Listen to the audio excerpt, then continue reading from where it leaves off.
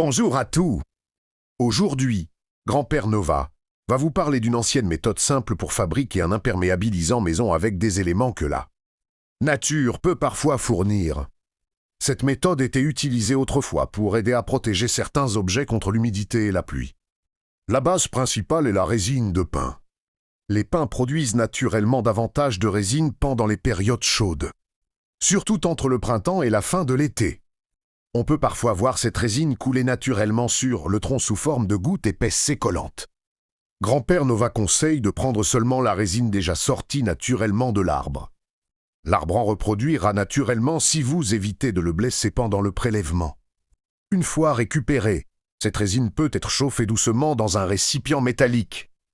Pensez à la récupération. Attention cependant, la résine est inflammable.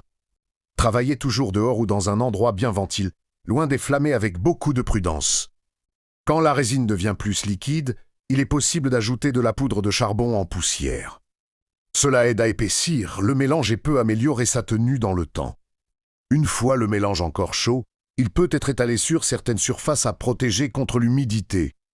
Par exemple du bois, certains tissus épais, des cordes ou de petits objets exposés à la pluie.